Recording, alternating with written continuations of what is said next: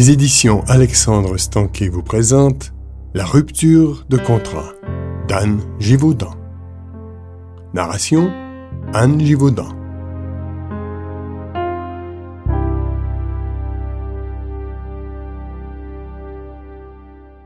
À tous ceux qui ont cru, croient ou croiront que leur vie n'a aucun sens. À tous ceux qui savent que la vie est sacrée. Prologue. Il y a des jours où le soleil brille et où le ciel est serein. Ces jours-là, nous avons la profonde conviction que nous sommes les maîtres de notre destin et de notre vie. Ces jours-là, tout va bien. Et puis, il y a les heures sombres, celles où rien ne va plus, où nous sommes submergés par des vagues extérieures et intérieures de mal-être, telles que nous sommes comme des noyés en sursis.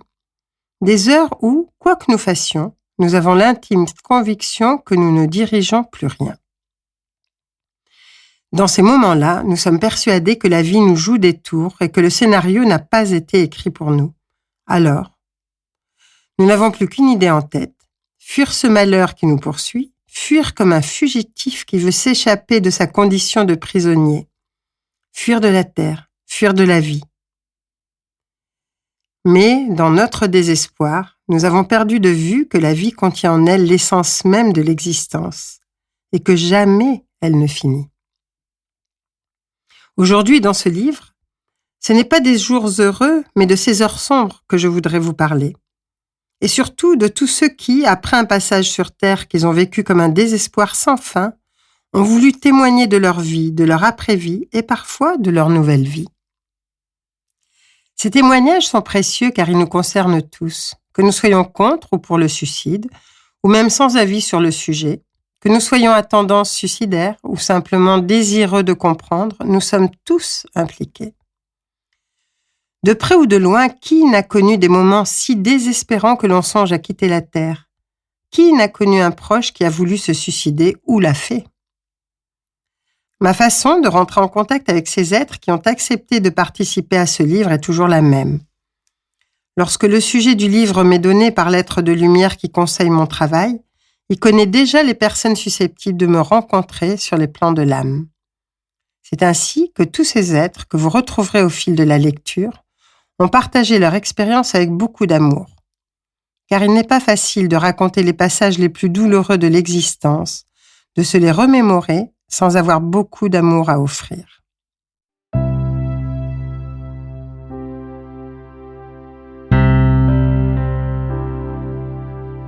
Quand l'ordre établi vous commande de faire ce que la morale réprouve, il faut savoir dire non. Enseignement des étoiles.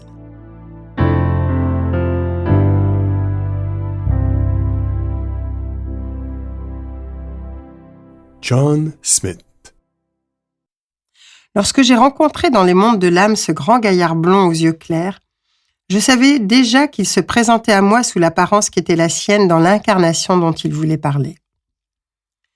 Je m'appelle John Smith, un nom tellement banal dans mon pays que c'est un peu comme si j'étais né incognito, un monsieur tout le monde, qui ne fait que passer dans la vie et que personne ne remarque tant il est anodin.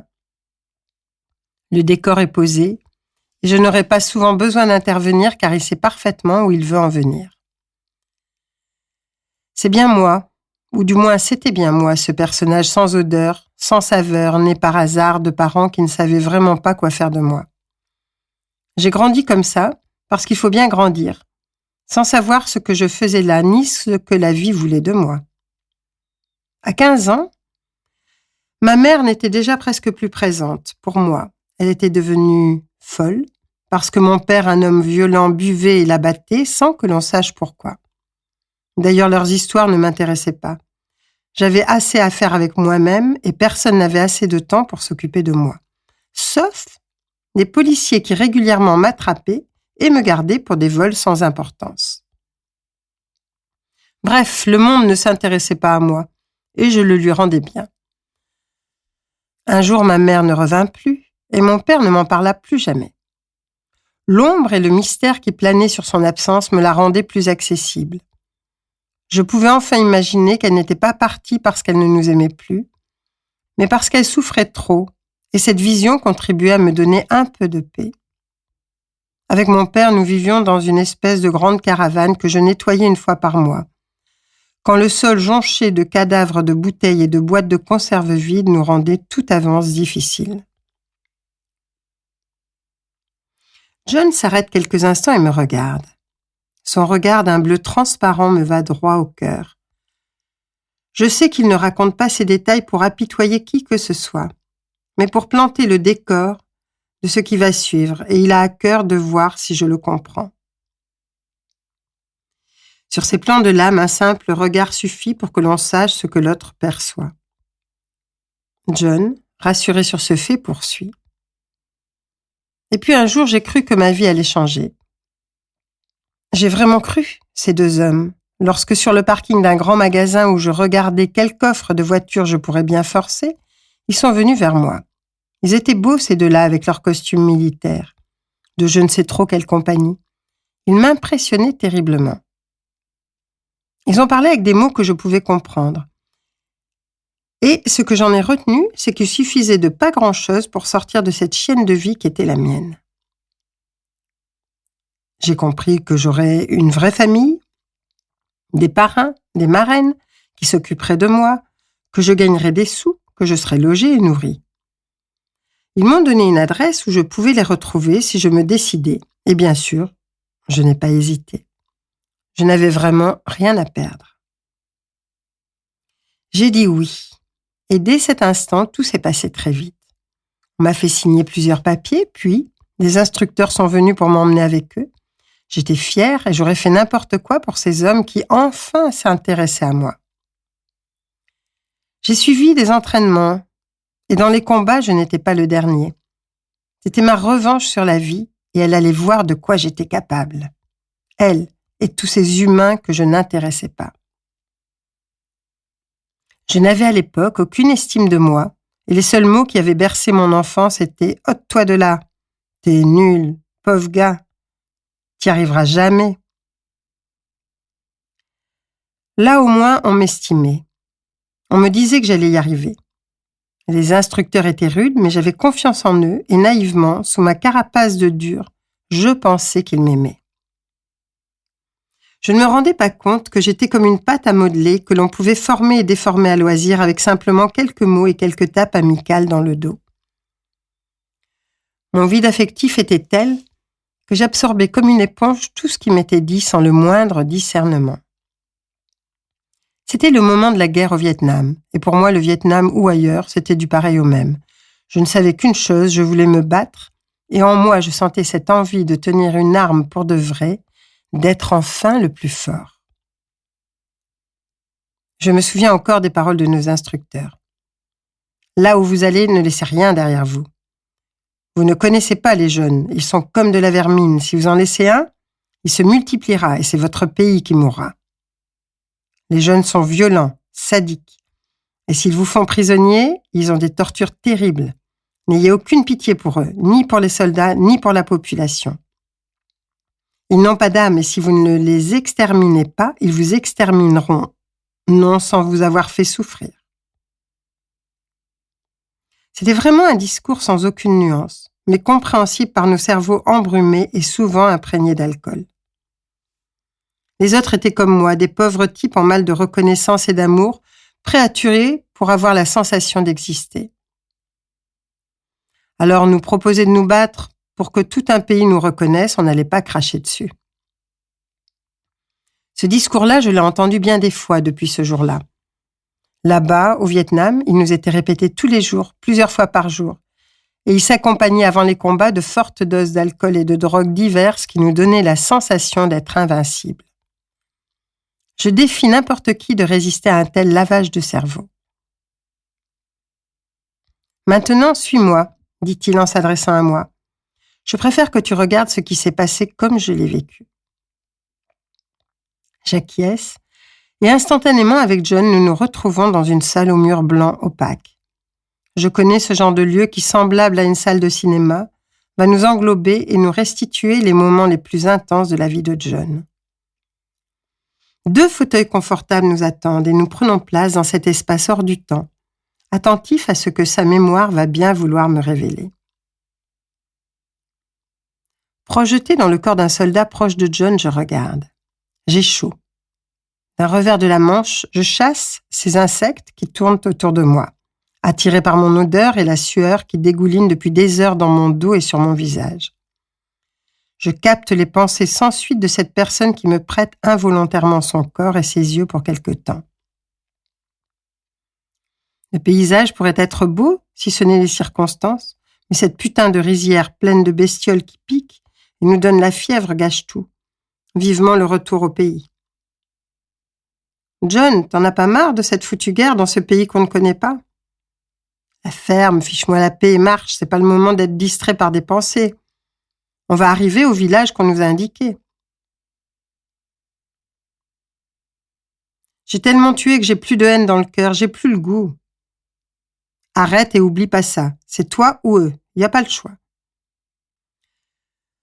3 ou 4 hommes nous accompagnent et nous entendons bientôt les cris des enfants qui, guère ou pas, s'amusent dans les rizières d'un vert tendre, si tendre que l'on pourrait croire que la paix existe au moins là, en cet instant. De petites maisons en bois apparaissent au loin, et le bruit de nos bottes, ou de nos patogasses dans l'eau des rizières, a dû être capté par quelques oreilles expertes, car un silence pesant, opaque, règne soudain. Plus rien, même les oiseaux, se sont arrêtés de chanter. Nous avançons en silence, de ce silence lourd comme la mort. John a un appareil pour communiquer avec ses chefs quand ça veut bien marcher. Il me le passe, car il veut avoir les mains libres, ou du moins occupé uniquement par ses armes. Un revolver, un coutelas, comme nous tous. On s'arrête pour prendre une rasade d'alcool. Je me sens mieux, moins de questions dans ma tête, plus de force dans mon corps. Le liquide brûlant fait son effet et gomme les scrupules s'il en reste encore. On a l'habitude de rentrer comme ça dans les villages, on tue, on viole, on brûle, et puis c'est fini, on n'en reparle plus jamais. Ça, c'est les consignes, et on les respecte, sinon c'est l'exclusion. Et c'est comme la mort pour nous. Au début, on nous avait dit que les villageois étaient tous armés, et puis on a bien vu que ce n'était pas vrai. Mais on a continué de la même façon. J'arrive au village, si petit, c'est dérisoire, mais je n'ai pas le temps de me poser de questions incrimantes, brutales et soudain. « Retourne-toi et frappe !» hurle John.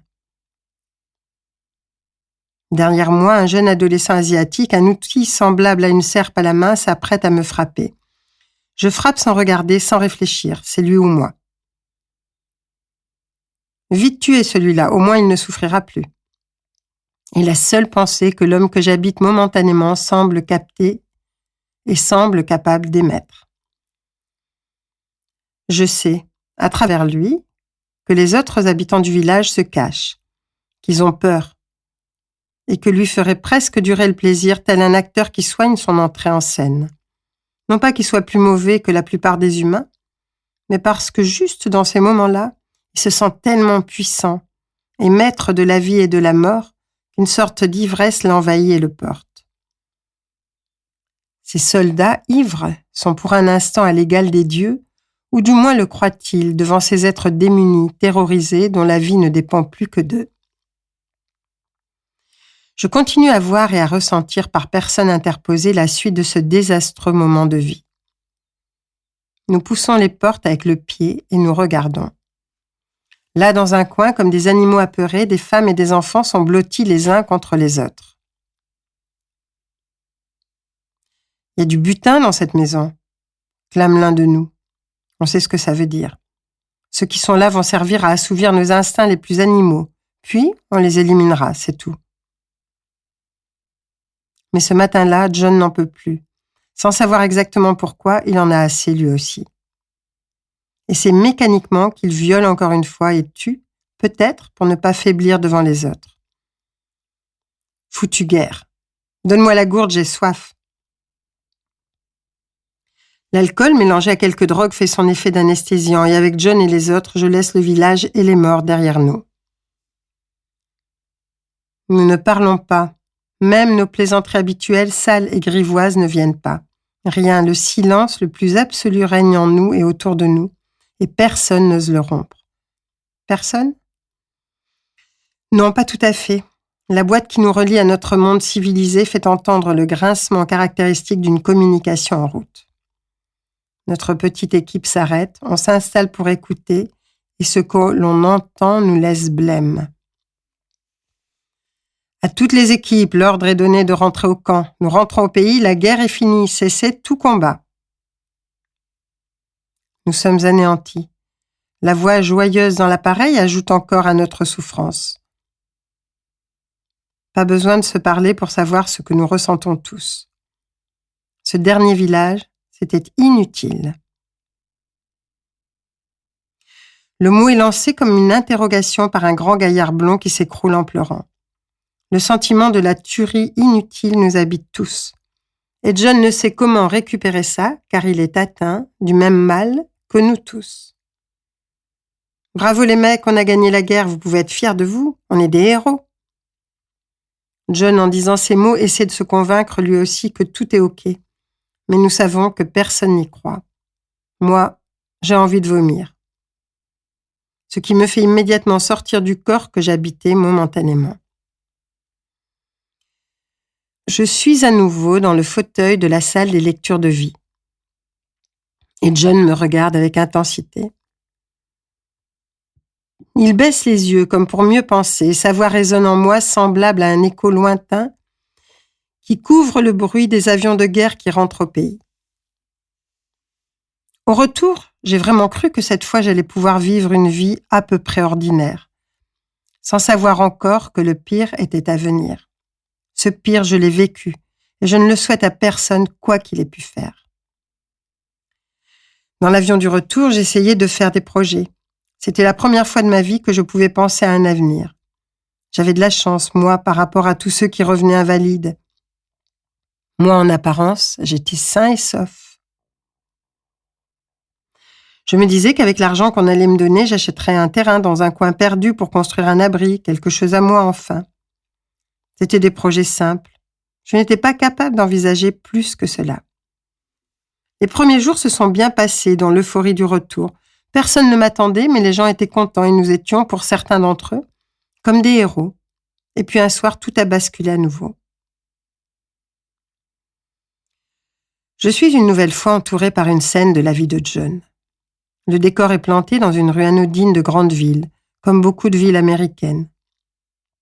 C'est le soir, l'air est doux, et deux types discutent sur le pas d'une porte d'un bloc de maisons sans caractéristiques, semblable à toutes les autres entrées des maisons de la rue. « Allez, John, on va boire un coup à la victoire ?» Je reconnais l'un de ceux qui accompagnaient John lors de l'épisode sordide du village. « Ok, de toute façon, je n'ai rien d'autre à faire, on y va. » Les deux hommes, en jean et chemise à carreaux, semblent deux caricatures de films de western. Ils sont minces et blonds, avec leurs larges épaules, leurs airs de baroudeurs et leur regard d'un bleu transparent. Ils ne manquent pas d'allure.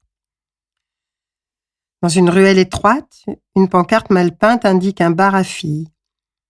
C'est vers cet endroit que se dirigent les deux hommes. L'accueil est chaleureux et il semble bien connu des habitués du lieu. Après quelques verres, l'ambiance et le ton montent, les rues fusent, les filles se font plus pressantes et John entoure l'une d'elles, une grande rousse légèrement vêtue, de l'un de ses bras sur lequel j'aperçois un tatouage en forme d'aigle. Je n'entends pas les conversations. C'est d'ailleurs sans importance, car très vite, la femme rousse entraîne John vers l'escalier, invitation non dissimulée vers les chambres. John monte sans peine. Ce ne sont pas quelques verres d'alcool qui lui font peur. Et tandis que la fille commence à se déshabiller, il reste quelques secondes sur le pas de la porte. Bizarre. Ce soir, je manque de souffle, constate-t-il. Il s'assoit sur le lit tandis que sa compagne d'un soir s'allonge dans une pose suggestive et langoureuse. C'est alors que dans le cerveau embrumé de John, un claquement se fait entendre.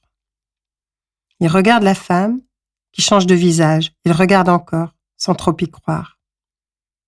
Nom d'une pipe, je deviens fou. Il voit la femme, mais ce n'est plus elle, la grande rousse qui est là allongée. À sa place, un visage de femme asiatique prend place. La femme asiatique sourit, puis le visage peu à peu se déforme, grimace et semble hurler sous l'emprise d'une peur intense. John n'en peut plus. Il entend les cris. Il voit cette femme qui souffre. Il part. Il doit fuir. Il ne comprend pas ce qui lui arrive. « Qu'est-ce qui s'est passé? T'as vu ta tête? On croirait que t'as vu un fantôme. » Son ami est là dehors avec lui et essaie de comprendre pourquoi John s'est enfui en courant, l'air paniqué. « Je sais pas. Je dois être malade. La malaria sans doute. » John n'a pas de fièvre et la vie reprend son cours pour quelques jours comme si rien ne s'était passé. Et puis à nouveau, et avec plus d'intensité, les visions de cauchemars reprennent, de plus en plus violentes, n'importe où, et même sans avoir bu. Un matin, John regarde des enfants jouer dans un parc. Cette vision paisible de la vie qui continue l'apaise un peu et il sourit. Il en oublie quelques instants sa propre histoire. Lorsqu'il voit arriver vers lui un bambin blond et rose qui lui tend les bras. Heureux, devant cet enfant confiant, il sent en lui une sensation de chaud et de doux qui l'habite. Et si c'était ça que certains appellent tendresse? Mais ce dialogue intérieur s'interrompt soudain, car en quelques secondes, les contours du visage de la petite tête blonde, maintenant toute proche de lui, deviennent plus flous. Peu à peu se dessine en superposition le visage au teint mat, aux cheveux noirs et raides, aux yeux en amande d'un petit asiatique. Le jeune garçon aux yeux bridés est là, devant John qui semble paralysé par cette vision. Il regarde intensément l'homme. « Pourquoi tu m'as tué? Méchant! Méchant! » John entend ces mots qui résonnent dans son cerveau malade, tandis que la terreur envahit le visage de l'enfant qui grimace et hurle. Le cri est bestial, terrible, difficile à soutenir.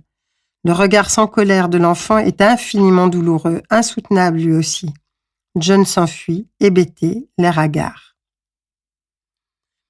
Sa vie devient vite un enfer. Il ne dort plus, ne mange plus, ne sort plus. Chaque personne qu'il rencontre se transforme en visage torturé, grimaçant de souffrance. Extériorisation tangible de tous ces morts qu'il croyait pouvoir oublier. Psychiatre, médecin de l'armée, rien n'y fait. La douleur et l'enfer l'habitent comme jamais il ne l'aurait cru. Aucun médicament ne peut le faire dormir. Et si par hasard il sombre dans le sommeil, les réveils sont tellement douloureux que lui, le grand gaillard au physique d'athlète, s'écroule en pleurant. Ce ne sont pas les regrets ou les remords qui le font pleurer, mais l'épuisement. Un épuisement tel qu'il ne peut plus penser, que la seule idée qui l'habite encore, c'est de fuir cette vie qui ne veut plus de lui. John est mort. Il s'est tué d'une balle de revolver dans la tête, après une autre vision d'enfer qu'il ne pouvait plus supporter. La goutte qui fait déborder le vase, diront certains. Pas de discours à son enterrement, seuls 3 amis de son contingent sont là pour l'accompagner ce dernier bout de chemin.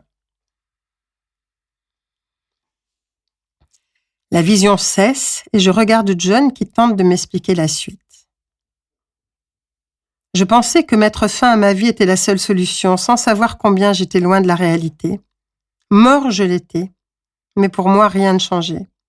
Juste une pause dans un rien que j'imaginais tel, puis, à nouveau, je récréais mon enfer. J'étais cernée de mort, de souffrance et de visages qui me scrutaient sans rien me dire, jusqu'au moment où, épuisée, vidée de tout, je tombais à genoux en suppliant que quelqu'un me dise que faire pour réparer tout ce gâchis. Aucune réponse ne me fut donnée. Alors devant ce vide immense, pour la première fois, j'ai prié sans savoir que je priais. J'ai demandé de toutes mes forces qu'un peu de paix arrive enfin. Je ne la voulais même plus pour moi, cette paix, mais pour eux, pour tous ces visages qui me poursuivaient de leur souffrance. C'est alors qu'au fond de moi, quelque chose d'inconnu comme un peu de chaleur commença à grandir et à croître. C'est alors que, dans le vide le plus absolu qui m'habitait, j'ai ressenti tout ce que ces visages venaient me dire. Une communication subtile s'établissait enfin, et je n'avais pas envie de la fuir.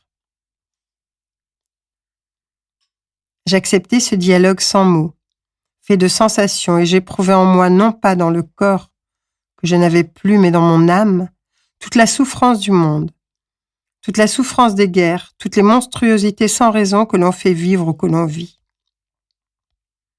Je souffrais, mais cette fois enfin, je comprenais cette souffrance, non pas avec ma tête, mais avec mon cœur, le grand absent de mon histoire terrestre.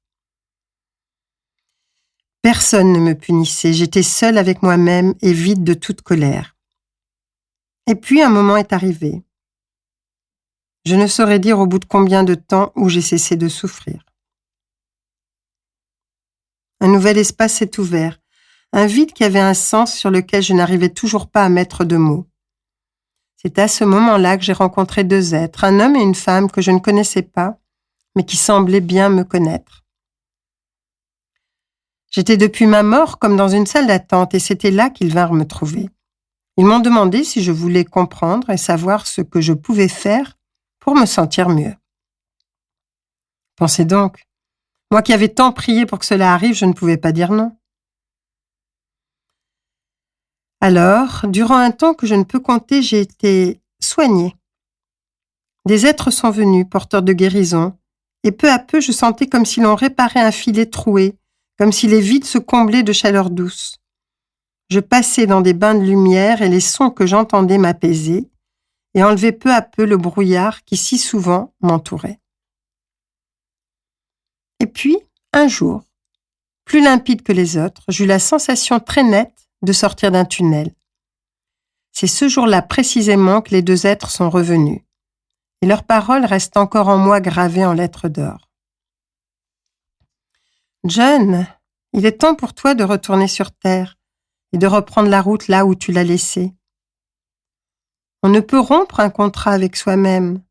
Un jour ou l'autre, il faut achever ce vers quoi l'on s'est promis d'aller. Une peur profonde et glaciale m'envahissait au fur et à mesure. Nous espérons que vous avez apprécié cet aperçu. Pour continuer à écouter ce livre audio sur Google Play Livres, utilisez le lien dans la description de la vidéo.